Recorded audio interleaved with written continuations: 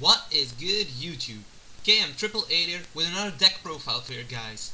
This time I'm going to show you guys my worm deck, which I use in real life. It's a really good deck actually, and I managed to top with this, got second place in my locals, which also had guys using Geargia, stuff like that. So yeah, I'm really happy about it that I topped there, but it's all about the deck. I mean, it took a lot of time for me to build it, and I'm really happy that finally it's practically ready. So yeah, let's go to the deck list. I'd say first of all, 3 worm execs, pretty standard. 3 worm execs. Then to go with worm execs, 3 worm Yagan. Don't need to explain that. I think it's an instant +1, so yeah, pretty good. Searcher of the deck, Worm Kartros, I run 2 of it, I think it's great, so yeah, 2 Worm Kartros. And then, boss monster from the deck, Worm King, I run it at 2, some people like to run it at 1, I think 2 is still better, so just for the meteorites, you really want to summon the Worm King like that. At 2 you don't draw it too often, but if you draw it, it isn't total disaster, so yeah, 2 Worm Kings. That's it for my worms. So let's put them aside for a sec. Then I play 1 Gen X Ally Birdman, tuner monster from the deck. It's really good. Summon execs, get back execs to your hand, summon Birdman.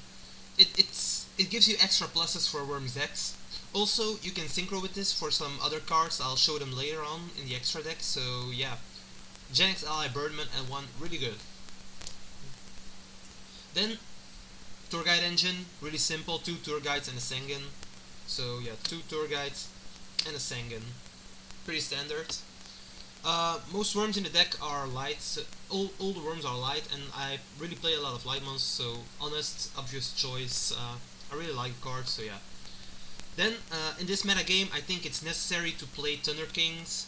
They just wreck other decks. You draw it first turn, Thunder King, set 4. Just enjoy the duel from that point onwards. I mean, Thunder King is just too good, so I play it at 2, so 2 Thunder Kings.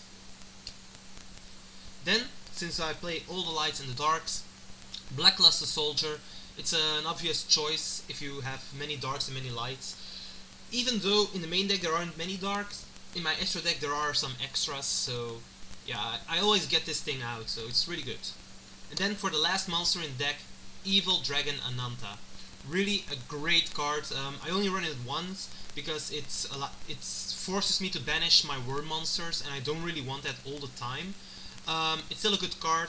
600 attack for each worm you banish, and basically it pops 1 card at each of your end phases. So Evil Dragon Ananta, too good of a card. You just have to play it. So yeah, 1 Ananta. That's it for the monster lineup. I'll put these over here, I guess. Now let's go to the spells and traps.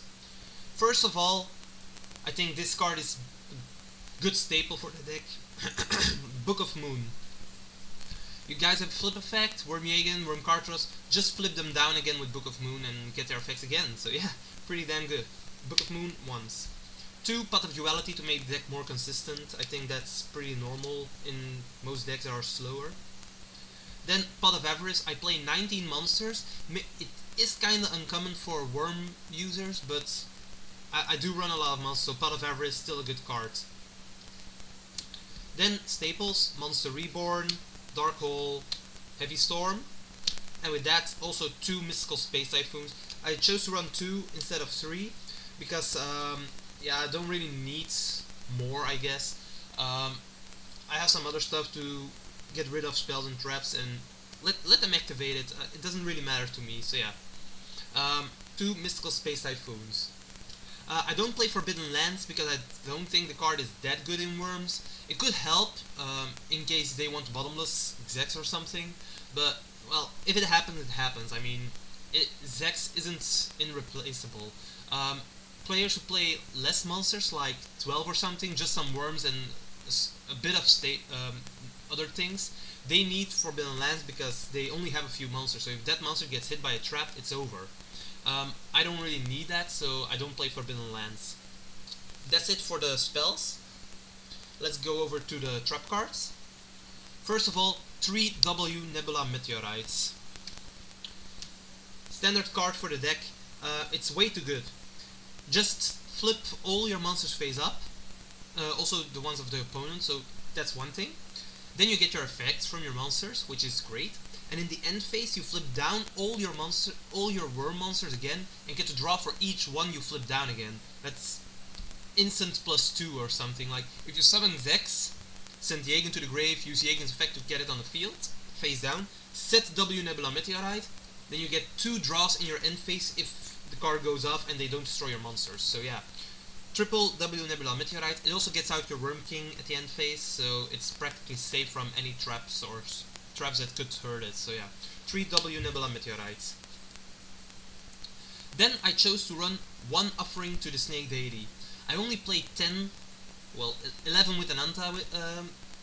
11 with an Anta. I play 11 Reptiles, and Offering to the Snake Deity is actually more of a dead draw if you play more than 1. I like it at 1, it's really good. Pop 2 cards from the opponent. Though with Starlight Road, this card is a bit more dead, and that's why 1 is also preferable for me. I really like it, it's really good, so yeah. 1 Offering to the Snake Deity. Then, Solemn Trio, Solemn Judgment, and Double Warning. Bottomless Trap Hole at 2. 1 Mirror Force. I like to tech it in this because it punishes the opponents who try to overextend and then just attack, and then, hey look, Mirror Force, now your whole field is blank again. I don't play Deep Prisons because, well, it's just, mostly it's, you kill 1 card with 1 card, so Mirror Force at least can go plus. And I don't really mind it that their cards are going to the graveyard, so yeah, Mirror Force really good for me. I play at 1, it's enough. I don't like 2 a lot, so yeah, 1 Mirror Force. Oh. Then, Compulsory Evacuation Device, also at 1. I have triple Yagan already, who send cards back to the opponent's hand. Compulsory does that as well, just in case I need it. It is really handy at some times, so yeah, Compulsory at 1. And then, last card of the main deck, Starlight Road. Really a good card, it rounds the deck off. I play, I think, 12 traps, 12 or 13 traps, and Starlight Road just helped me to contain those, so yeah. All my traps really have to stay on the field for me to win, so yeah. Really good if I have Starlight Road. That's it for the main deck. One thing I have to explain though, is a ruling about Worm Yagan. I'll do that at the end of the video so you can see it. First of all, this was the main deck, so let's go over to the extra deck. First we have 1 Stardust Dragon for the Starlight Road, seems obvious. Gen X Ally Triforce. That's why I have the Birdman in here. I mean, Triforce can be made with Birdman and any other level 4 monsters. Pick one of your worms, Thunder King, for my part even Honest, it doesn't really matter. As long as this card is synchro summoned using a light monster, you can get back 1 light monster from your graveyard, face down on the field each turn. Really awesome. I mean, if you have this card on the field, and you have like BLS in your graveyard, just special summon it face down on the field, next turn you can flip it and you have a new BLS. Honest in the grave, set it face down, next turn flip it and return it to the hand. Yagan, Karthros, you can all set them so they gain their effects again. Pretty damn awesome. Gen X Ally Triforce, a must for worms, really. Then for some other level 7 synchro monsters, because I don't always go into Triforce. When I need to, I can blow up the field with Black Rose Dragon, for instance. Really a good card. And then, last but not least, for the synchros, 1 Ancient Fairy Dragon. I still think it's a good card, also against Dark Worlds, stuff like what's that? Ancient Gears and stuff for Gear Town. Ancient Fairy Dragon, really good. Then for my Exceed monsters. First the rank 4s, number 16 Shockmaster, a must in each deck. This card can be made really easy if you have Zex in your hand at the start, like summon Zex, get a Yagan face down, and just wait till your next turn. You can flip the Yagan up, have 2 monsters already, get a third, and you have Shockmaster. Really, really good. So, Shockmaster. Then some staple cards: Utopia, Maestroke, I don't think needs any explanations. Abyss Dweller, because the Dark Worlds are really annoying. Abyss Dweller really helps with that. This card I kinda need to explain, I guess. Wind Up Zen Meister. It flips a monster its face up, down, and up again. What's so amazing about this card? Your worms get your effects again. I don't use it all the time, but it's a good card if I need it. Also, if you just leave its materials on it, it's a 2500 beater, so that's also really good. Then, one Photon Papilloperative. Man. Okay, one Photon Papilloperative. Just flip some phase down monsters up again. I think common strategies are to use it against Reaper and Marshmallow and stuff like that. But it's also good for my worms. Like, if I have this on the field and I set Kartaros or Yagan, I can just flip it up immediately, get its effect, and go on from there. So, yeah, really good Photon Papilloperative. Then, one number 50, Black Ship of Corn. Good card, pretty standard actually. It doesn't always benefit for most people, but yeah, it's a good card, so good enough. That's it for the rank 4s, up to the rank 3s now. Leviathan Dragon, just to get a beat stick out, I guess, if I have Tour Guide. Levier, in case I need to return some banished monsters.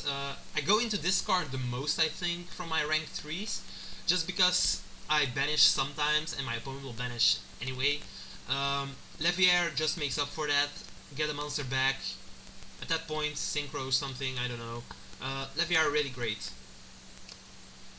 One Temtempo, because Zen Mains is still a really big threat, I think, and Temtempo just sits there and is like, hey look, I'm steal your attachments and gain 1000 tech in total. Temtempo is really a beat stick at that point, and their Zen Mains is practically dead, so yeah, Temtempo, a really good card. And then the last one, Wind Up Zen Mains for my own, just in case I really need to do it. Although I don't go into this card really often, so yeah. That's it for the extra deck. Let's go to the side deck now.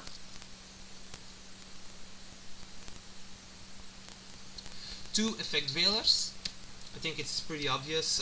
Negate their effects when you need to. One Maxi, just in case for the wind-ups. In case I see wind-ups or lavals, plant things, stuff like that. Two Spirit Reaper. I think I have to explain this card a bit, I think. It's good against heroes and against Rescue Rabbits, so yeah. That's it for the explanation already. Good card actually to side in.